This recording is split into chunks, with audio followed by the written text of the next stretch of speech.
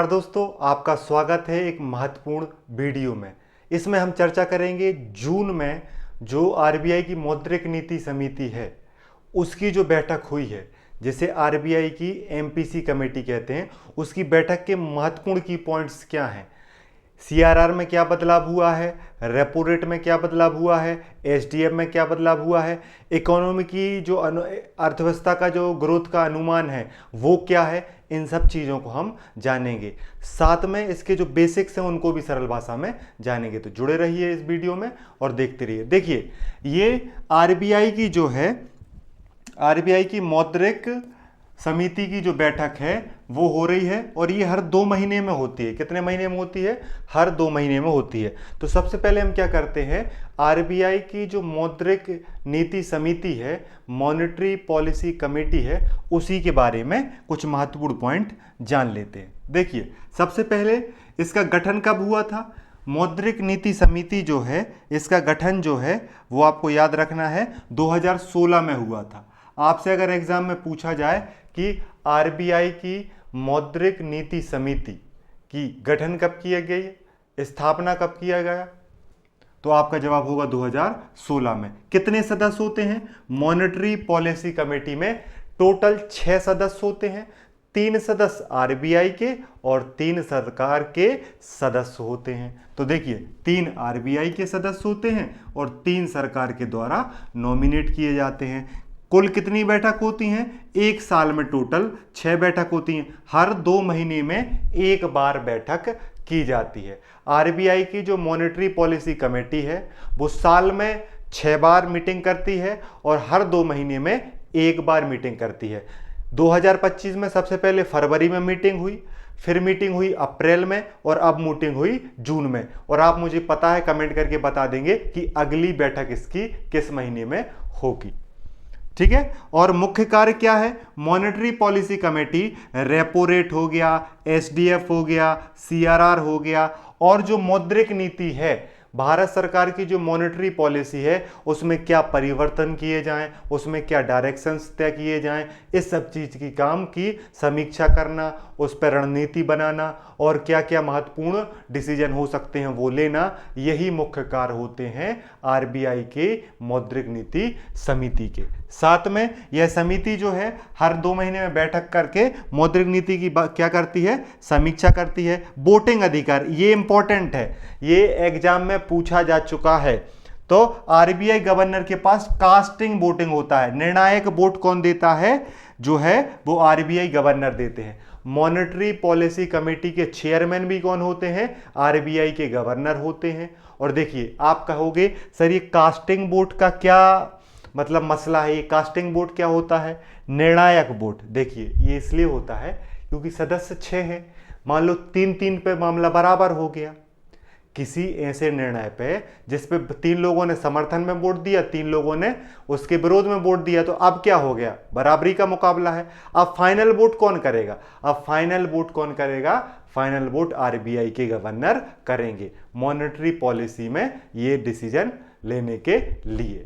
याद रख पाएंगे? तो एक हिसाब से देखिए, पहले वो मेंबर के तौर पे, पहले 6 में आरबीआई गवर्नर खुद शामिल होते हैं, तो पहले वो क्या करते हैं? मेंबर के तौर पे एक वोट देते हैं और अगर बराबरी पे मुकाबला आया तो वो कास्टिंग वोट देते हैं। एक हिसाब से फाइनल डिसीजन जो है वो आरबीआई गवर्नर ही करते हैं अगर मामला बराबरी पे छूटता है तो। ठीक है। तो ये मॉनेटरी पॉलिसी के बारे में चीजें हैं। आप इस नंबर पर मैसेज कर सकते हैं, ये जो पीडीएफ है आपको सेंड कर दी जाएगी। अगली बात करें अब महत्वपूर्ण डिसीजन। देखिए, ये बैठक जो है ये जून में हुई है। 4 जून से लेकर 6 जून तक लगभग 3 दिनों तक मॉनेटरी पॉलिसी कमेटी इसकी बैठक चली। लगभग 3 दिन तक बैठक चली और उसमें बहुत सारे महत्वपूर्ण जो हैं की पॉइंट सामने निकल कर आ रहे हैं, उन्हीं की चर्चा हम बारी बारी से करते हैं। सबसे पहले रेपो रेट को क्या कर दिया गया है? रेपो रेट को जो है वो 6% से घटाकर 5.50% कर दिया है। देखिए, परसेंटेज के हिसाब से 0.50% मतलब आधा % कम किया है और बेस पॉइंट के हिसाब से 50 बेस पॉइंट क्या किए हैं? कम किए हैं। ये यहां पर आप चीजें याद रख लेना। देखिए, पहले रेपो रेट कितना था? पहले रेपो रेट था 6%, अब रेपो रेट कितना कर दिया है 5.50%। कितने बेस पॉइंट कम कर दिए हैं रेपो रेट में 50 बेस पॉइंट, परसेंटेज के हिसाब से कितना कर दिया है 0.50%। ये चीज आपको क्या रखनी है, याद रखनी है। रेपो रेट घटा दिया गया है। यह कटौती बाजार की अपेक्षा से अधिक है, इसे जंबो कटौती कहा जा रहा है। देखो मार्केट को इतनी उम्मीद नहीं थी कि इतनी ज्यादा कटौती होगी रेपो रेट में। अब देखिए रेपो रेट होता क्या है, रेपो रेट वो होता है जिस रेट पे आरबीआई बैंकों को क्या देता है, उधार देता है। उदाहरण के तौर पे एसबीआई अगर आरबीआई से उधार लेता है तो जिस रेट पे वो उधार लेगा उसे रेपो रेट कहा जाएगा। और जब रेपो रेट कम किया जाएगा तो बैंकों को ब्याज कम देना पड़ेगा, बैंकों को आरबीआई को पैसा क्या देना पड़ेगा, कम देना पड़ेगा। तो मार्केट में क्या हो जाएगा, जो पैसा है, जो मनी सप्लाई है वो बढ़ जाएगी और उसी पैसे को क्या करेंगे, वो लोन में बांटेंगे बैंक। तो इस वजह से रेपो रेट का फायदा हो सकता है। ये लगातार तीसरी बार है। देखो अप्रैल में भी रेपो रेट कम किया गया था और फरवरी में रेपो रेट कम किया गया था, लेकिन उस समय 25-25 बेस अंक करे गए थे। कितने करे गए थे 25-25, लेकिन जून में कितना कर दिया है 50 बेस पॉइंट कम कर दिया गया है। अगर हम देखें अभी यहां पे है, इस साल की शुरुआत में रेपो रेट जो था, इस साल की शुरुआत में रेपो रेट कितना था, इस साल की शुरुआत में रेपो रेट जो था वो 6.50%, मतलब 6.5% था। फरवरी में उसको घटा के कितना कर दिया गया, फरवरी में उसको घटा के कर दिया गया 6.25%। अप्रैल में कितना कर दिया गया, अप्रैल में घटा के कर दिया गया 6%। और अभी जून में कितना कर दिया गया 5.50, मतलब 5.5%। तो पिछले 6 महीने में 1% कम हो गया है रेपो रेट। ये अपने आप में बहुत बड़ी न्यूज है, इसीलिए इसे जंबो कटौती भी कहा जा रहा है। और ठीक है, इस साल कुल मिलाकर 100 आधार अंकों की क्या की है, कटौती की जा चुकी है। 100 आधार अंकों की कटौती की जा चुकी है, किसमें, रेपो रेट में। ठीक है, 100 आधार अंक बराबर 1%, ऐसे याद रख लो।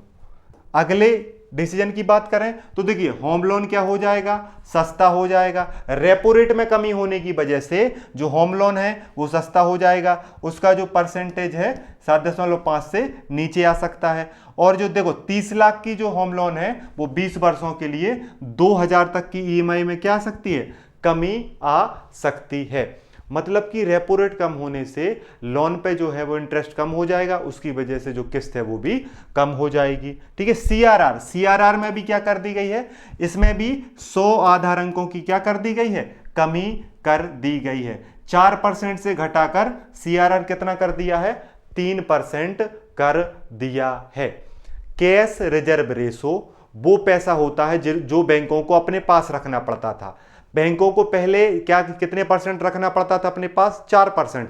अब कितना रखना पड़ेगा, 3% रखना पड़ेगा। इसकी वजह से उनको क्या रहेगा, 1% क्या रहेगा, मार्केट में लोन देने में काम आएगा। इसकी मतलब है मनी सप्लाई बढ़ेगी। और इससे कितना पैसा, एक अनुमान है कि 2.5 लाख करोड़, 2.5 लाख करोड़ की एक्स्ट्रा मनी जो है वो बैंकों के पास उपलब्ध हो जाएगी इस 1% से।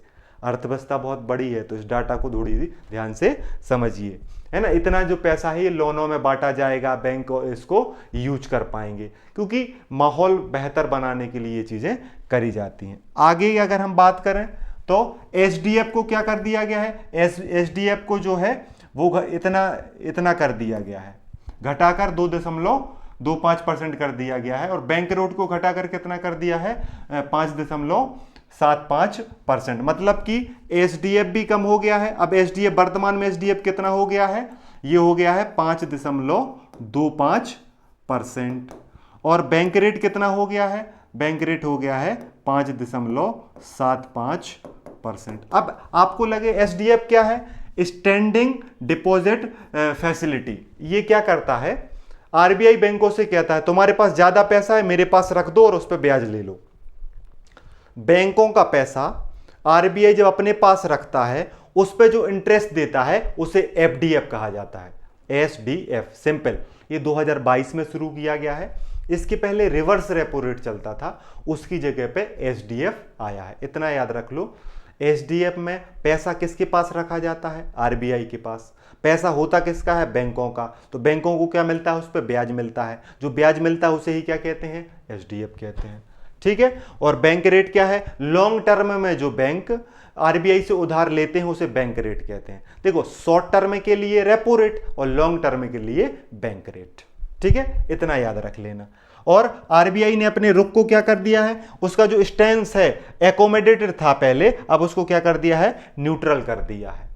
मॉनेटरी पॉलिसी का स्टैंड, आरबीआई का स्टैंड लगभग 4 प्रकार का होता है। न्यूट्रल का मतलब होता है कि अब हम जैसी स्थिति बनेगी वैसा डिसीजन लेंगे। पहले विकास और ग्रोथ के लिए समर्थन की बात कर रहे थे, उसके लिए जो जरूरी है वो कर रहे थे, लेकिन अब जैसी स्थिति न्यूट्रल रहने की कोशिश करी जाएगी। ना ब्याज दर बढ़ाने की संभावना है अब, ना घटाने की संभावना है। एक प्रकार से आने वाले समय के लिए आरबीआई ने इंडिकेशन दे दिया कि अब हम न्यूट्रल रहने वाले हैं। तो इसको बैंक ध्यान रखेंगे, इसको इकोनॉमी में जो महत्वपूर्ण फैक्टर्स हैं वो ध्यान रखेंगे कि अब आरबीआई की पॉलिसी न्यूट्रल हो गई है। आगे की बात करें तो महंगाई दर जो है वो 4% से क्या है? नीचे। आरबीआई ने बताया, इस जब मीटिंग के बाद जो प्रेस कॉन्फ्रेंस करी गई उसमें बताया गया कि जो महंगाई है, इन्फ्लेशन रेट है, वो 4% से क्या है? नीचे है। 4% से क्या है? नीचे। और मुद्रास्फीति का अनुमान कितना है? 3.7% का है। मतलब कि वर्तमान में 2025-26 में इन्फ्लेशन रेट क्या रहने वाला है? इन्फ्लेशन रेट जो है 3.7% रहने वाला है। जीडीपी में ग्रोथ का अनुमान, ये इंपॉर्टेंट है, आपसे पूछा जाएगा आरबीआई के अनुसार जीडीपी का ग्रोथ अनुमान 2025-26 के लिए कितना है? तो 6.5% है। कितना है? 6.5% है, जो संतोषजनक ग्रोथ मानी जा रही है। आप एग्जाम देंगे और आपसे पूछा जाएगा आरबीआई के अनुसार 2025-26 की ग्रोथ रेट का अनुमान क्या है? आपका जवाब होगा 6.5%। आरबीआई के अनुसार मुद्रास्फीति का अनुमान क्या है? तो आपका जवाब होगा 3.7%। ये रहने वाली है।